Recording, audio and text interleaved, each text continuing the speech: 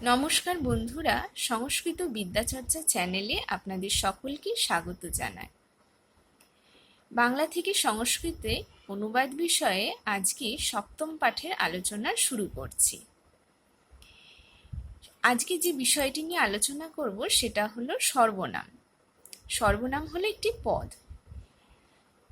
পদ কি, পদ কাকে বলে, পদ কয় প্রকার, এ সম্পর্কে আমার চ্যানেলে একটি আলোচনার ভিডিও আছে। আপনারা চাইলে সেখান থেকে সর্বনাম পদ সম্পর্কে জেনে নিতে পারেন। আজকে এই সর্বনাম সম্পর্কে আলোচনা করছি যে বাংলা থেকে যখন আমরা সংস্কৃতে অনুবাদ করব তখন কিছু অত্যন্ত প্রয়োজনীয় সর্বনাম শব্দের প্রয়োজন হয়। যেমন অস্মৎ শব্দ। অস্মৎ কথার অর্থ হলো আমি। এই অস্মৎ শব্দের বিভিন্ন রূপ রয়েছে। এই রূপটা এরকম ভাবে চলে: অহম, আবাম, বয়ম, আরো অন্যান্য রূপ রয়েছে। এখানে সে বিষয়ে বিস্তৃত আলোচনা করছি না। অহম মানে আমি, আবাম আমরা দুজনে, বয়ম আমরা সকলে। যুষ্মৎ। যুষ্মৎ কথার অর্থ হলো তুমি। এর রূপ হয় ত্বম, যুবাম, যুয়ম। ত্বম মানে তুমি, যুবাম মানে তোমরা দুজন, এবং যুয়ম মানে তোমরা সকলে। এছাড়াও আরো অন্যান্য রূপ তো রয়েছে। ইয়দ। ইয়দ মানে যে, যিনি বা যাহা।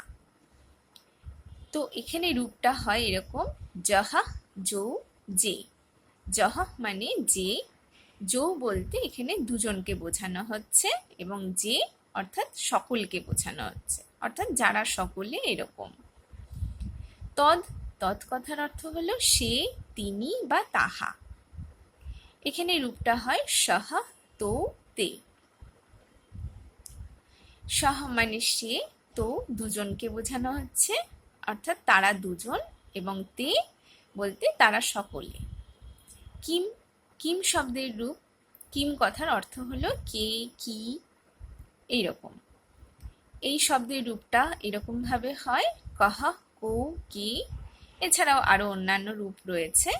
কহ মানে কে, মানে একজনকে বোঝানো হচ্ছে। কো দুজন অর্থে ব্যবহার হয়, অর্থাৎ কারা দুজন, এবং কে বলতে কারা সকলে। এতৎ। এতৎ কথার অর্থ হলো এ, ইনি বা ইহা। এই রূপটা হয় এসহ, এতো, এতে। এসহ বলতে একজনকে বোঝানো হয়, এতো দুজন, এবং এতে সকলকে, মানে ইহারা সকলে, এরকম অর্থে। সর্বম। সর্বম কথার অর্থ হলো সকল। সর্বহ একজন অর্থে, সর্ব দুজন অর্থে, এবং সর্বে সকলে। এরকম ভাবে সর্বম শব্দের রূপ চলে। ইদম। ইদম কথার অর্থ হলো এই, ইনি বা ইহা, যেটা অত্যন্ত নিকটবর্তী বস্তু, এই অর্থে। এর রূপ হয় অয়ম, ইমৌ, ইমে, এরকম ভাবে। এছাড়াও আরো অন্যান্য রূপ তো রয়েছে। অয়ম বলতে একজন বা এই নির্দিষ্ট জিনিসটা সম্পর্কে।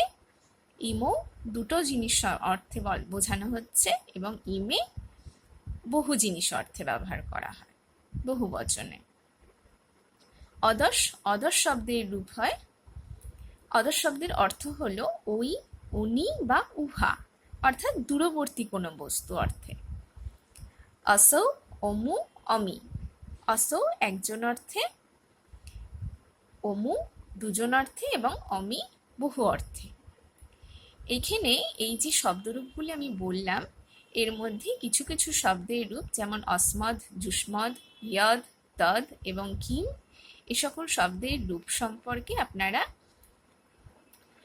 আরো কিছু বিষয়ে জানতে চাইলে আমার চ্যানেলে কিছু শর্ট ভিডিওতে এই বিষয়টি আপনারা আরো কিছু জানতে পারবেন।